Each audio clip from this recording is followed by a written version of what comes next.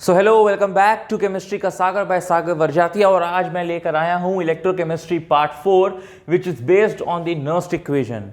बच्चों याद रखना, ये इस चैप्टर का मोस्ट इंपॉर्टेंट वीडियो है।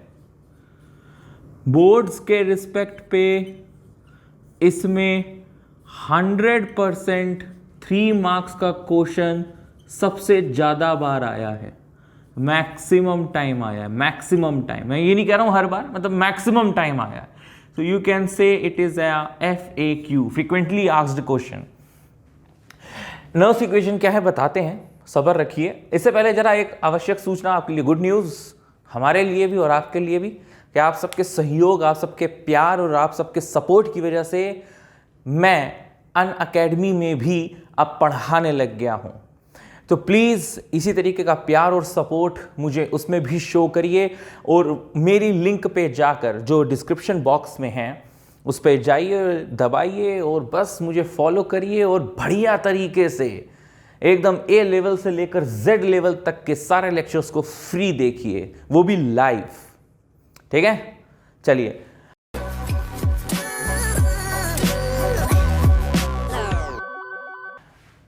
नर्स्ट इक्वेशन क्यों आई, पहले तो ये समझे क्या है नर्स्ट इक्वेशन। तो देखो भाई, अगर हम तुमसे कहें कि एक सेल है, जैसे भाई ऐसा करो, डैनियल सेल उठा लो। नहीं उठाओ नहीं, मतलब देखो क्या यार, सीरियसली ना लिया करो। मतलब उठा लो मतलब थोड़ी ना उठा के भाग जाओगे हैं। तो डैनियल सेल का अगर मैं एग्जांपल देखूं बच्चों, तो यार उसमें क्या है ना, E0 जो हमें मिलता है वो 1.1 वोल्ट मिलता है। कितना मिलता है? 1.1 वोल्ट। ये उसकी एक्सपेरिमेंटल वैल्यू है। यानी कि जब E0 cathode minus E0 anode किया होगा तो maximum voltage which it can obtain is 1.1 volt. ठीक है भाई। तो सबके स्टैंडर्ड रिडक्शन पोटेंशियल्स होते हैं, जैसे आपने पिछले न्यूमेरिकल वीडियोस में देखे थे। हमने E0 सेल निकालना सिखाया था आपको, और उस पर बेस्ड अलग अलग तरीके के क्वेश्चंस जो बन सकते थे एज मच एज पॉसिबल मैंने आपको बताए। अब बच्चों दिक्कत की बात यह है कि E0 का मतलब है कि standard reduction potential, standard reduction potential या स्टैंडर्ड ऑक्सीडेशन पोटेंशियल, यानी कि स्टैंडर्ड पोटेंशियल निकालने की बात हो रही है। स्टैंडर्ड का मतलब जब आप किसी सेल का पोटेंशियल निकाल रहे हैं, जब उसका टेम्परेचर 298 केल्विन है, मोलर कंसेंट्रेशन 1 मोलैरिटी है, प्रेशर 1 गैस है, 1 एटमॉस्फेयर है।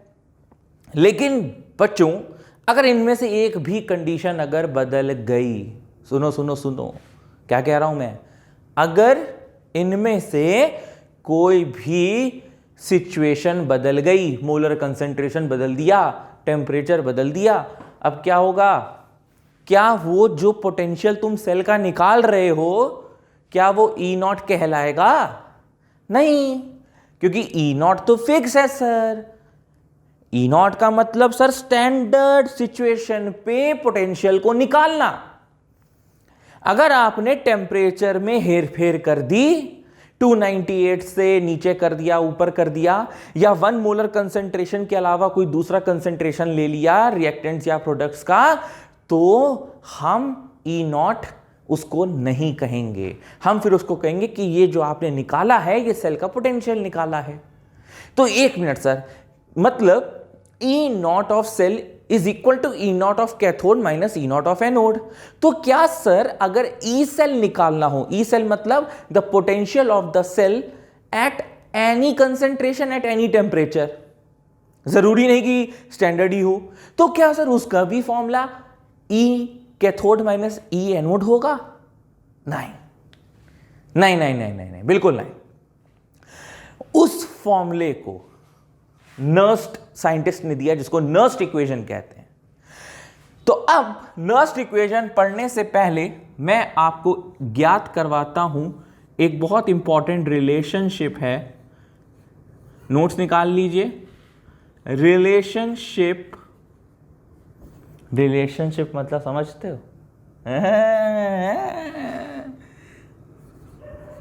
छोटी छोटी हंसी हंसते हो तुम लोग हैं। Relationship between gives free energy delta G and electrode potential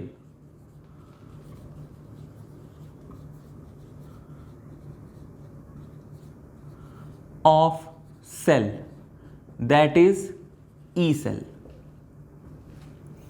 ये रिलेशनशिप जानना जरूरी है. क्या है? जरूरी. देखो, जब भी कोई सेल वर्क करता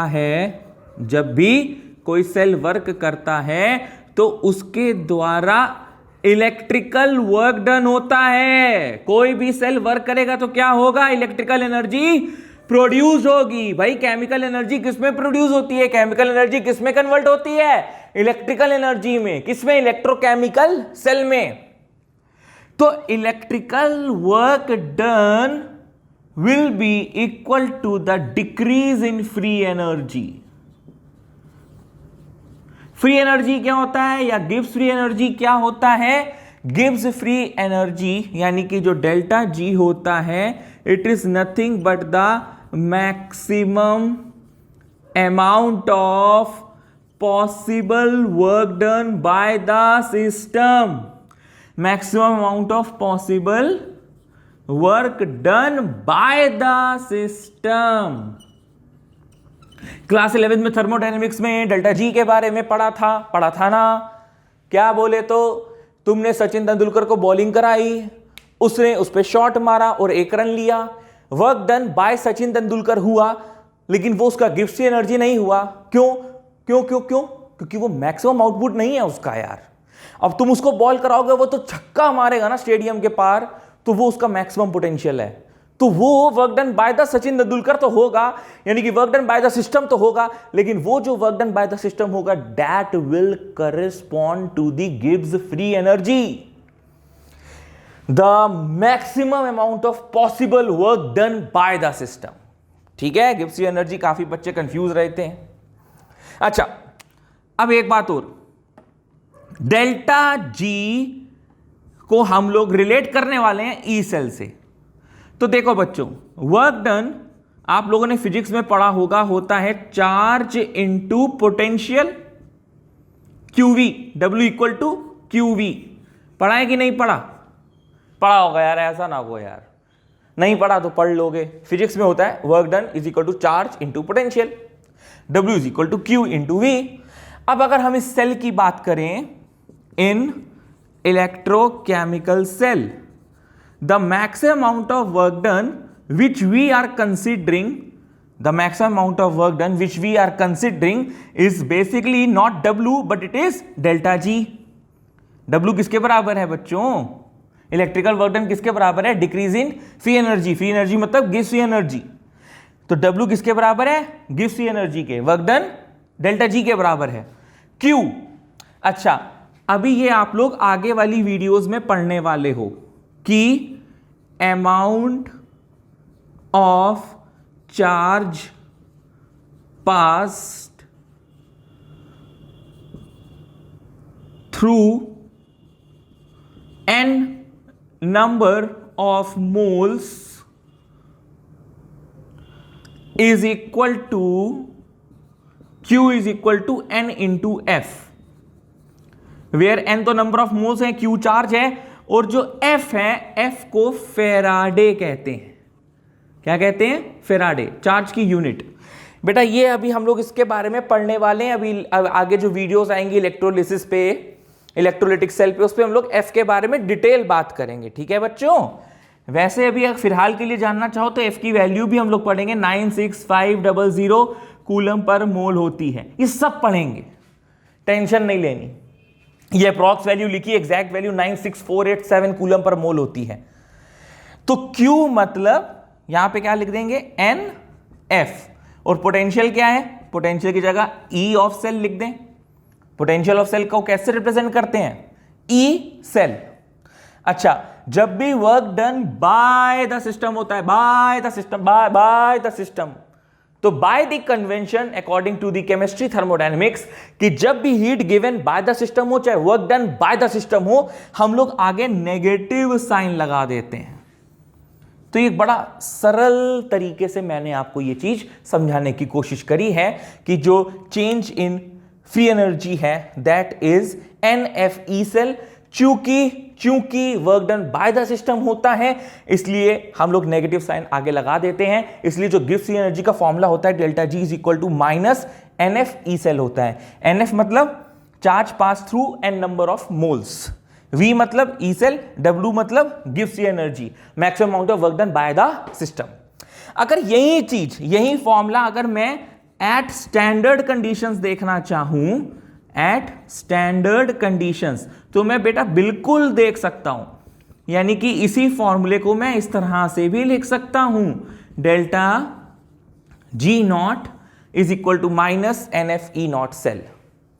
ठीक है बच्चों, बात समझ में आई। और अब आपको यह चीज नोट करनी है, रिलेशनशिप बिटवीन डेल्टा G और delta G naught versus E cell और E नॉट सेल। स्टैंडर्ड है तो ये, स्टैंडर्ड नहीं है तो ये। और एक बात और बेटा, बहुत इंपॉर्टेंट नोट है, नोट लिख लो, नोट लाल पेन से या हरे पेन से, ठीक है ना। दुनिया क्या होनी चाहिए भैया, जो नोट्स की दुनिया है वो रंग बिरंगी होनी चाहिए, क्योंकि ब्लैक एंड व्हाइट तो अपनी स्कूल ड्रेस भी होती है सर, है ना। क्या सर, कभी कभार एकदम बकवास करते हो आप, बकवास नहीं बकवास करते हो आप। तो देखो नोट में क्या लिखना है, कैमरा एडजस्ट कर दिया। नोट में ये लिखना है कि आपका जो डेल्टा E होता है, बहुत इंपॉर्टेंट और एकदम गंभीर बात करने वाले हैं। कौन सी बात? Gautam Gambhir. Delta E is intensive property whereas delta G is extensive property. और ये बेटा न्यूमेरिकल में यूज होगी तो बहुत अच्छे से समझ में आएगी कि मैं क्या कहना चाह रहा हूं। फिलहाल आप समझ लो, सॉरी डेल्टा E नहीं, E सेल, ठीक है। E cell is the intensive property and delta G is the extensive property. अब class 11 thermodynamics intensive property extensive property पे डेफिनेशन पढ़ी थी सर, हम तो भूल गए, हमारा काम है भूलना सर, तो आप याद दिलाइए। तो ठीक है भैया, नॉक नॉक, कौन है? केमिस्ट्री का सागर। इंटेंसिव प्रॉपर्टी के बारे में हम आपको बताने आए हैं। इंटेंसिव प्रॉपर्टी का मतलब जो चीज किसी पे डिपेंड नहीं करती, it does not depend upon the quantity of matter present in it. क्या मतलब हुआ सर इसका? थोड़ा आसान भाषा में बताइए। तो चलो आसान भाषा में बताते हैं। पहले एक्सटेंसिव प्रॉपर्टी की बात मतलब समझ लो, it depends upon the amount of quantity present in it. नहीं आया तो ठीक है, समझो आओ। एक बाटली है, बाटली बेटा पानी की इमेजिन करना, उसकी नहीं इमेजिन कर लेना है। तो एक बाटली ले ली हमने आधा लीटर, और एक बाटली ले ली हमने 1 लीटर, और एक बाटली ले ली 2 लीटर। आधी लीटर, 1 लीटर, 2 लीटर, तीनों में हमने इतना पानी डाल दिया। देखो इतना, हाँ इतना पानी डाल दिया। तो बताओ जो आधे लीटर बॉटल में पानी पड़ा है इतना सा, उसकी डेंसिटी कितनी होगी? सर डेंसिटी ऑफ वाटर तो सर भूल गए। अरे तेरी, डेंसिटी ऑफ वाटर बेटा 1 ग्राम पर सेंटीमीटर क्यूब, एक फिक्स्ड वैल्यू है यार, कभी नहीं बदलती, सॉल्यूशंस में पढ़कर आ रहे हैं। क्या? डेंसिटी ऑफ वाटर इज 1 ग्राम पर सेंटीमीटर क्यूब, फिक्स्ड रहती है।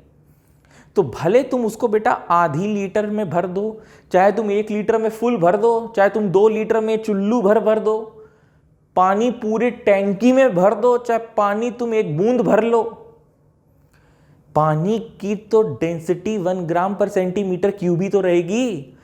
तो इसका मतलब क्या है कि सर जो ये डेंसिटी नाम की चीज है ना sir, it is not depending upon the amount of quantity present in it. अब समझ में आई बेटा बात, है ना? जेब बात, तो कह दो जेब बात।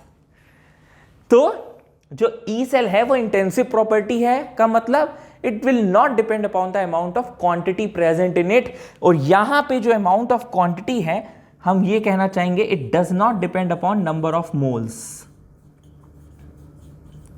Does not depend upon number of moles, जबकि गिब्स एनर्जी फॉर्मूले से दिख रहा है नंबर ऑफ मोल्स पे डिपेंड करती है। तो सर उसको भी जरा एक बार आसान वाले तरीके से समझाइए। तो ठीक है, पानी को उठा लो, वहीं 3 बोतलें उठा लो, आधी लीटर, 1 लीटर, 2 लीटर, पूरी भर दो बोतलों को। तो जो वॉल्यूम नाम की चीज है, अब तुम आधी लीटर को क्या 2 लीटर भर सकते हो? नहीं सर, वो तो आधी लीटर बॉटल ही है, वॉल्यूम ही उसका है। हाँ, वॉल्यूम ही उसका आधा लीटर है, तो उसको 2 लीटर कैसे भर सकता है रे बाबा? और जो 2 लीटर वाली बॉटल है उसको 3 लीटर कैसे भर सकता है रे? उसको तो 2 लीटर भर सकता है ना मैक्सिमम। तो जो वॉल्यूम नाम की चीज है वो डिपेंड करेगी कि कितने कंटेनर में, किस कंटेनर में, कितने अमाउंट ऑफ कंटेनर या कितना लीटर का कंटेनर आप ले रहे हैं। अगर आप 1 लीटर पानी को भरना चाहते हैं तो उसके लिए आप आधा लीटर कंटेनर नहीं लेंगे, आप उसके लिए 1 लीटर कंटेनर ही लेंगे या उससे बड़ा लेंगे। क्यों? वॉल्यूम एक ऐसी क्वांटिटी है जो कि एक्सटेंसिव प्रॉपर्टी है, जो डिपेंड करेगी amount of quantity present in it.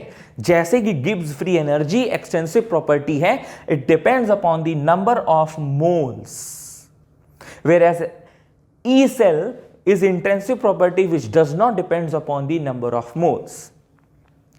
So before moving on to the Nernst equation, it is very essential to understand the relationship between the Gibbs energy and the electrode potential.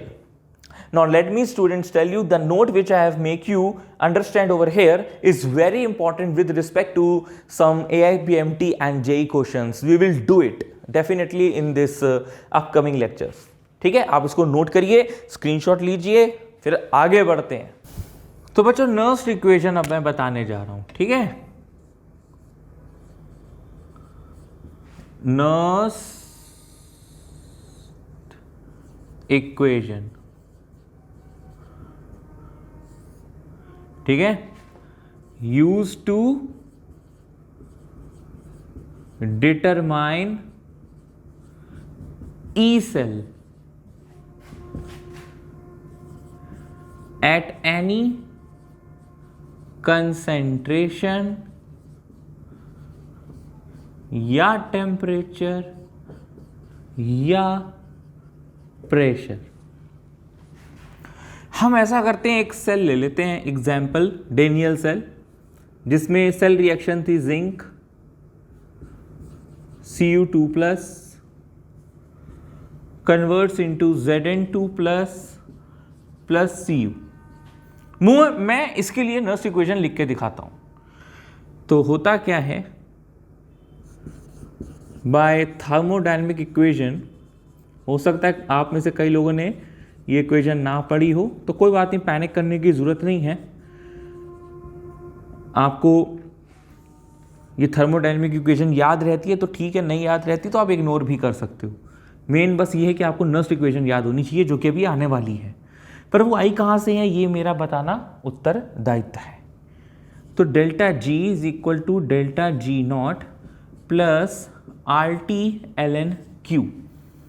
ये एक thermodynamic relationship होती है जहां पे delta G तो समझ पा रहे हो कि गिब्स फ्री एनर्जी है, gives free energy for the standard conditions, R मतलब गैस कांस्टेंट, T मतलब टेम्परेचर इन केल्विन, और ये जो Q है ये क्या होता है, रिएक्शन कोएफिशिएंट। ये जानते हो आपने कहाँ पढ़ा है? क्लास 11th में आ जाओ, इक्विलिब्रियम में, याद है थोड़ा बहुत? क्लास 11th में अगर तुम इक्विलिब्रियम में आते हो तो रिएक्शन कोएफिशिएंट नाम की चीज होती है, which is nothing but the product of the molar concentration of the products to the products of the molar concentration of the reactants.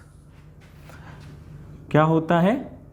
Product का मोलर कंसंट्रेशन अपॉन रिएक्टेंट का मोलर कंसंट्रेशन। तो यहाँ पे एक छोटा सा प्रूफ कर देता हूँ आपको नर्स्ट इक्वेशन का, हालांकि ये प्रूफ आपके किसी भी एग्जाम्स में पूछा नहीं जाएगा, बट हमारा बताना मैंने कहा कि कर्तव्य है।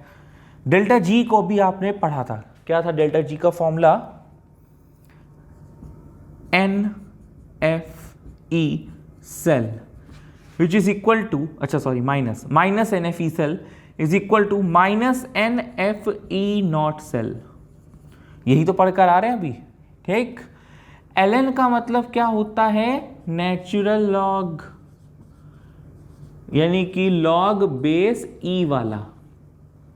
और हमारी जो लॉग टेबल्स हैं जो मैथमेटिक्स में हैं वो बेस 10 के लिए होती हैं, तो हम क्या करते हैं 2.303 का फैक्टर का इस्तेमाल करते हैं। तो अभी हम लोग करेंगे उसका इस्तेमाल, RT ln, अब इसको ln ही रहने देते हैं, ln Q का मतलब प्रोडक्ट का मोलर कंसंट्रेशन अपॉन रिएक्टेंट का मोलर कंसंट्रेशन। अब यहां पर एक बात नोट कि molar concentration for pure solid and liquids are considered to be constant or 1.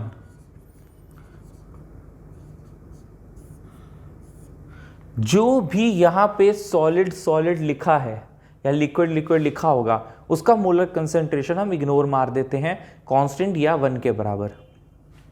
ये चीज भी आपने क्लास 11th में इक्विलिब्रियम में पढ़ी थी, और अगर नहीं पढ़ी थी तो इसको एज अ नोट के रूप में आप याद रख लो। कुछ ज़्यादा बड़ी बात तो नहीं है यार, कुछ ज़्यादा बड़ी बात नहीं है। जहाँ प्योर सॉलिड दिखाई दे उसके मोलर कंसंट्रेशन को इग्नोर करते ना, या प्योर लिक्विड दिखाई दे तो उसके मोलर कंसंट्रेशन को इग्नोर मार देना। तो किसका किसका मोलर कंसंट्रेशन लेते हैं सर हम लोग, किसका किसका लेते हैं, गैसियस फेस का लेते हैं, एक्वस फेस का लेते हैं। किसका किसका लेते हैं बच्चों, गैसियस फेस का लेते हैं और एक्वस फेस का मोलर कंसंट्रेशन लिया जाता है जब नर्स इक्वेशन की बात होती है।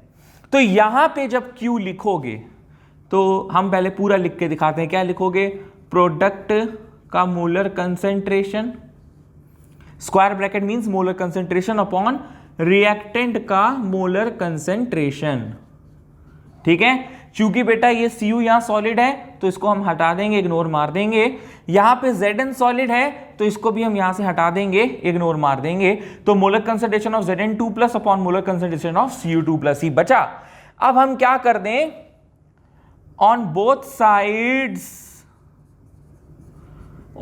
Sides of equation divide bye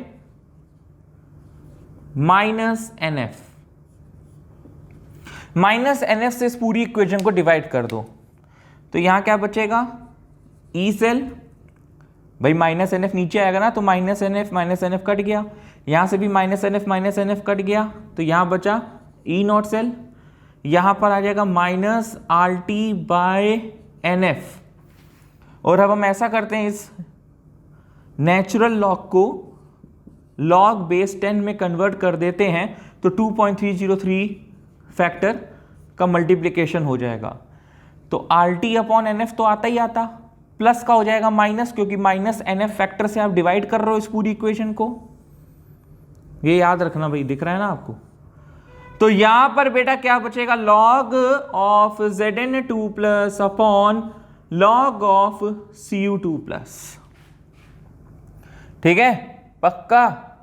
तो ये अगर मैं इसको स्टैंडर्ड फॉर्म में लिखूं कि E cell is equal to E naught cell minus 2.303 RT/NF log Zn2 plus कहां का था बेटा, Zn2 प्लस था एनोड का, Cu2 प्लस कहां का था, एनोड कैथोड का। एनोड अपॉन कैथोड या प्रोडक्ट अपॉन रिएक्टेंट, कुछ भी लिख सकते हो।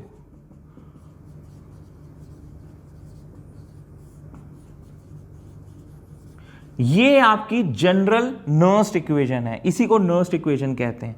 देख रहे हो इस फॉर्मूले से तुम्हें क्या मिलेगा, इस फॉर्मूले से तुम्हें बेटा ई सेल मिलेगा, ई सेल। अब चाहे टेम्परेचर कुछ भी हो, मोलर कंसंट्रेशन कुछ भी हो, तुम्हारा इलेक्ट्रोड पोटेंशियल या पोटेंशियल ऑफ द सेल आराम से निकल जाएगा, आराम से। अब तुम्हें इसमें एक बात और हम खास बताएं, तो ये आपको फॉर्मूला याद रखना है, याद रखना, इस फॉर्मूले को आपको याद रखना है। Make a special note of it. आपको पूरी डेरिवेशन, आपको पूरी बातें याद रहे ना रहे, नर्स्ड इक्वेशन को याद जरूर रखना मेरे बच्चों। यहां पे मैं आपको एक इंपॉर्टेंट और एक छोटी सी बात और बताना चाहूंगा, क्या आप सुनना चाहोगे? सर सुनना ही पड़ेगा, इसके अलावा और चारा है क्या हमारे पास? ये भी बात है बेटा। तो बात कुछ ऐसी है कि if temperature is equal to 298 kelvin, जो कि 95% क्वेश्चन में होगा, तो उसके लिए हम वैल्यूज को क्या कर देते हैं, वैल्यूज को हम थोड़ा कंप्रेस करके लिखते हैं। एफ मैंने तुम लोग को बताया ना अभी पीछे 96500 कूलम पर मोल इसकी वैल्यू होती है। तो देखो बेटा एफ की वैल्यू कांस्टेंट है, टी 298 मान रहे हो, आर की वैल्यू 8.314 जूल पर केल्विन पर मोल। तो आर की वैल्यू कांस्टेंट, टी की वैल्यू कांस्टेंट, एफ की वैल्यू कांस्टेंट, 2.303 भी कांस्टेंट। तो ये सारा वैल्यू कट कटा के तुम्हें ये फॉर्मूला शॉर्ट में भी याद रख सकते हो, E cell is equal to E naught cell minus 0.0591 upon n. N क्या होता है? The number of electrons which are used in this electrode reaction. N का मतलब number of electrons in reaction, redox reaction. जैसे यहां पे इस particular reaction के लिए एन कितना है? 2, दोनों केस में 2 है तो 2 लिखेंगे। मान लो एक में 2 होता दूसरे में 3 होता तो क्या लिखते? 2 3 जा 6। एक में 2 है एक में 1 है तो क्या लिखते? 2। भाई जब आप रिडॉक्स रिएक्शन बनाते हो तो एक ऑक्सीडेशन रिएक्शन लिखते हो, एक रिडक्शन रिएक्शन लिखते हो, और इस तरह से ऐड करते हो कि दोनों के इलेक्ट्रॉन्स कट रहे हो। तो वो जो इलेक्ट्रॉन्स काटते हो ना, चाहे 2 काटोगे, एक जैसे ही होंगे तभी तो काटोगे। उधर भी 2 होते हैं इधर भी 2 होते हैं। अगर उधर 2 होते हैं इधर 3 होते हैं, मतलब ऑक्सीडेशन के समय 2 है और रिडक्शन के समय 3 है, तो तुम क्या करते थे?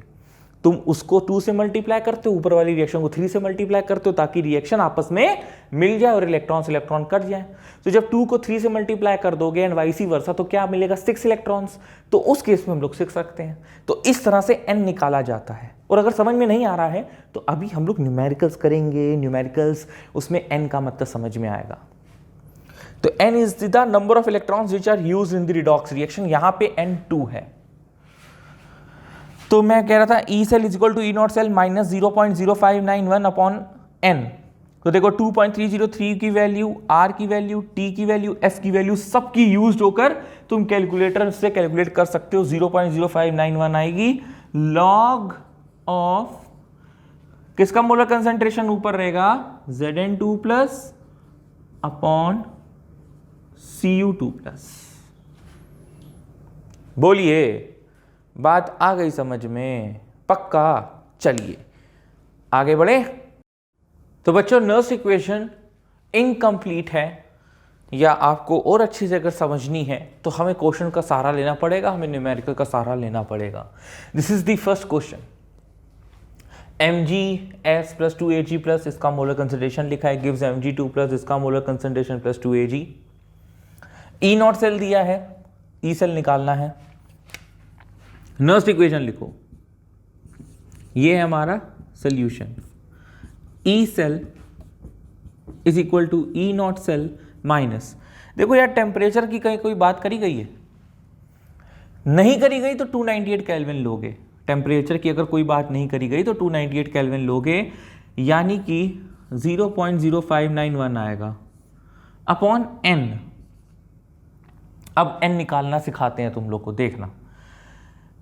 Mg यहां पे 0 है और यहां पे 2 प्लस हो रहा है, यानी कि मैग्नीशियम ऑक्सीडाइज्ड हो रहा है। तो Mg gives Mg2 plus plus 2 electrons.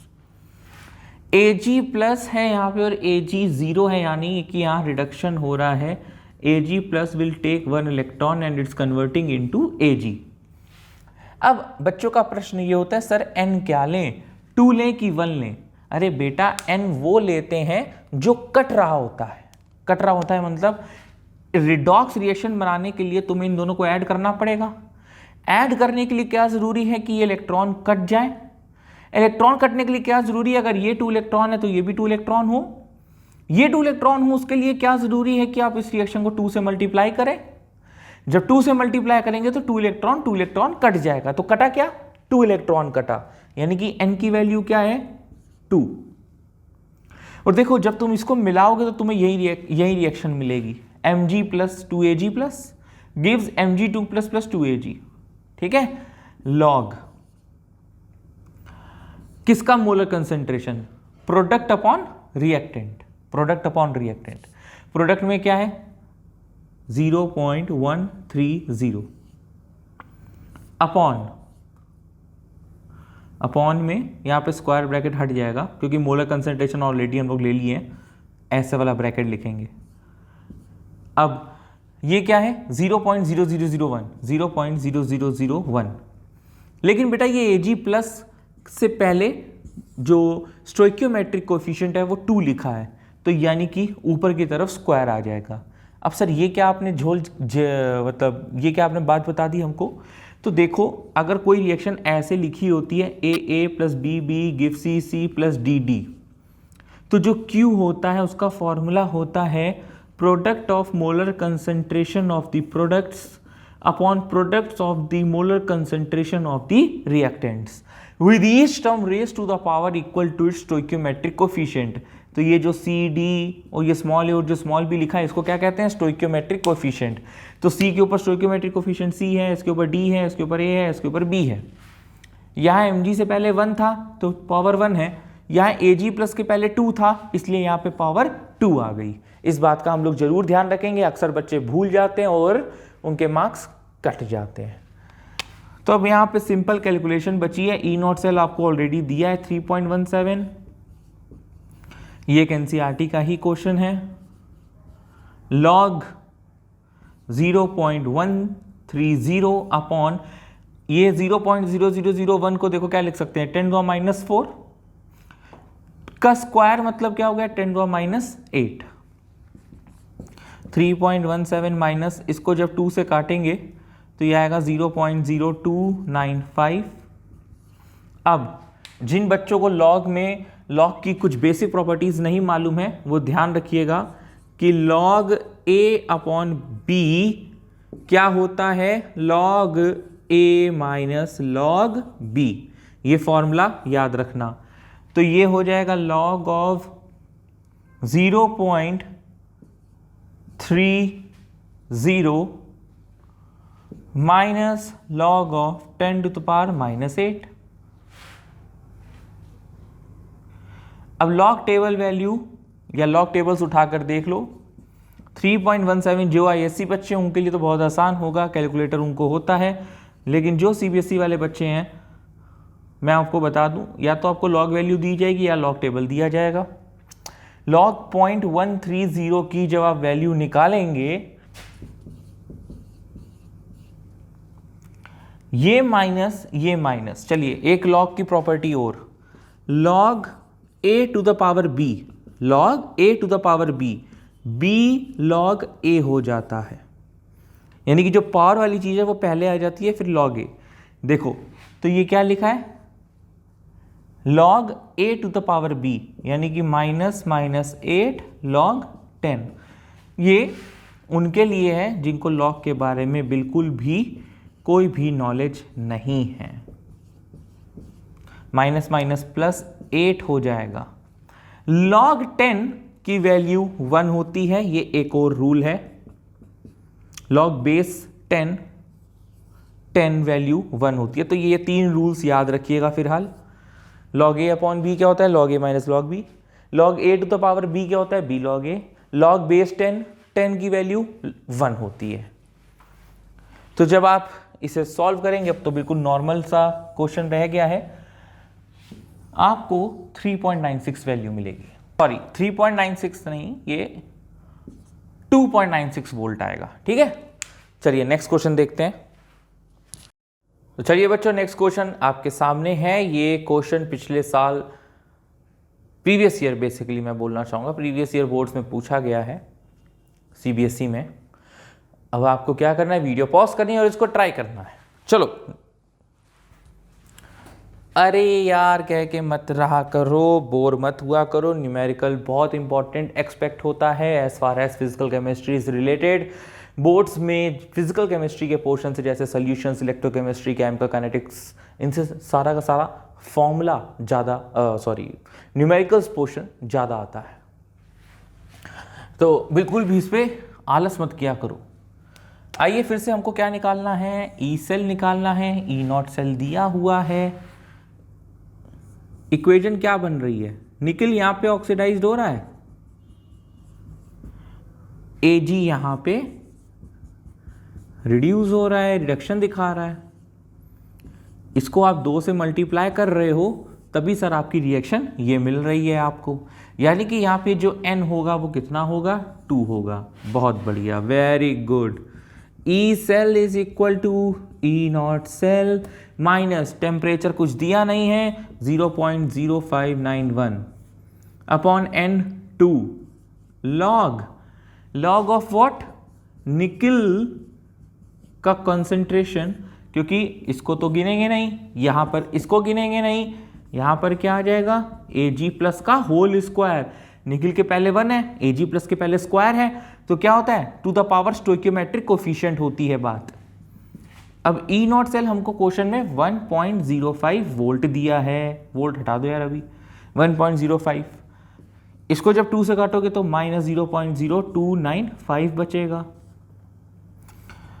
अब लॉग के बाद वाली कहानी सीबीएसई वाले बच्चों को काफ़ी दिक्कत देती है, बड़े परेशान हो जाते हैं बेचारे। कोई बात नहीं, मैं बैठा हूँ आपके पास, सब कुछ सिखाऊंगा स्टेप बाय स्टेप। ये लिखो 0.16, इसका मोलर कंसंट्रेशन दिया निकल का, Ag प्लस का कितना दिया है 0.002 का होल स्क्वायर। तो जब तुम इसे सॉल्व करोगे आएगा 1.05 माइनस 0.0295 लॉग का, ये देखो नीचे 0.002 इंटू 0.002 हो जाएगा, तो ये 4 जा से जाएगा, तो ये बचेगा 4 इंटू 10⁴। ये तो आसान सी कैलकुलेशन कर सकते हो ना। इसके बाद इधर आ जाओ, ये स्टेप के बाद इधर कंटिन्यू है।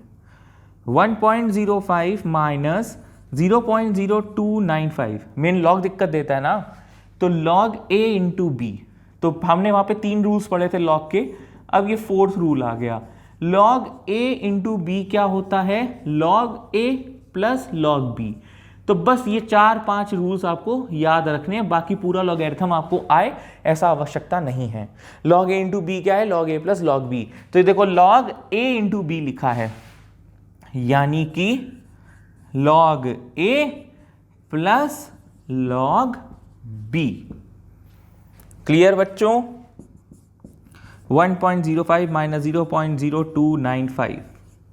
अब log 2 की वैल्यू याद रखना 0.3010।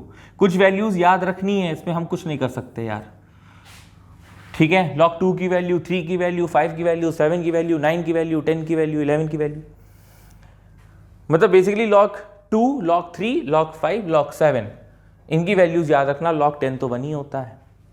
तो बेटा log 2 की वैल्यू आप याद रखने को कह रहे हो, log 4 की वैल्यू कैसे निकालेंगे? अमा यार log 2 का स्क्वायर लिख सकते हो। और अभी मैंने तुमको बताया था log a to the power b क्या होता है, b log a, यानी कि ये 2 यहां आ जाएगा। अब 2 log 2 का क्या मतलब है, log 2 की वैल्यू लिख दो, 2 मल्टीप्लाई बाय 0.3010। हर चीज देखो स्टेप बाय स्टेप करके दिखा रहे हैं, फिर ना कहना कि सर ये कैसे आया। फिर से log a to the power b है तो क्या हो जाएगा 4 log 10। log 10 की वैल्यू भी क्या बताई है 1, तो ये हट गया। अब बताओ, सिंपल कैलकुलेशन है, ये तो कर सकते हो कि नहीं कर सकते हो? इसे सॉल्व करने पर 0.914 वोल्ट आंसर आएगा।